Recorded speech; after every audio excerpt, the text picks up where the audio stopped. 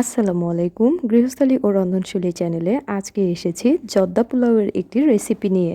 সহজ এই রেসিপিটি যে কেউ বাসায় তৈরি করতে পারবে অনায়াসে। তাই ভিডিওটি না টেনে সম্পূর্ণ দেখার অনুরোধ রইল। প্রথমেই একটি হাঁড়িতে আমি জর্দার রং দিয়ে পানি সেদ্ধ করে নিয়েছি। এরপর আমি ধুয়ে রাখা পোলার চালগুলো এর মধ্যে দিয়ে দিলাম। চালগুলোকে আমি এই পানির মধ্যে ফুটতে দিব যতক্ষণ না পর্যন্ত 60% সেদ্ধ হয়। এরপর আমি একটি ছাঁকনির মধ্যে এভাবে পানি ঝরিয়ে নেব।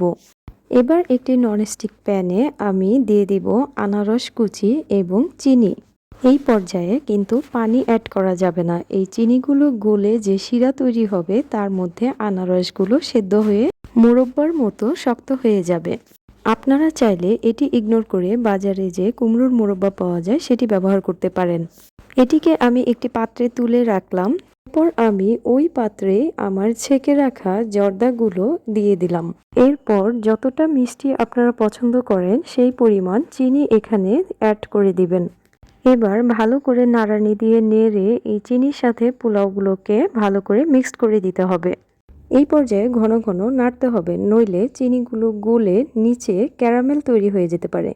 এবার দিয়ে দিব 2-3টি দারচিনি এবং 2-3টি এলাচ।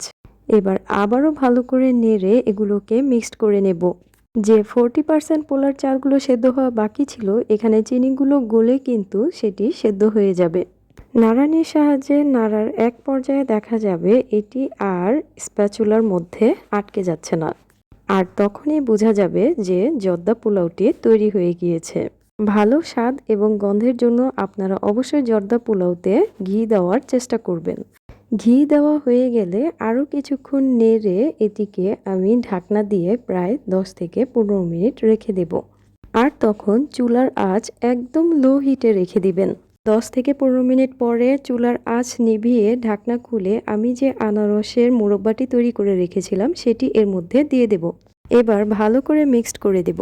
এইরকমভাবে জর্দা পোলাও তৈরি করলে একদম গলা গলা হবে না। আপনাদের সুবিধার জন্য আমি দেখিয়ে দিচ্ছি। দেখুন কতটা সুন্দর হয়েছে। আশা করি সহজভাবে রেসিপিটি আপনাদের কাছে তুলে ধরতে পেরেছি। ভালো লাগলে অবশ্যই লাইক, কমেন্ট এবং শেয়ার করতে ভুলবেন না। সবাই ভালো থাকবেন। ধন্যবাদ সবাইকে। আল্লাহ হাফেজ।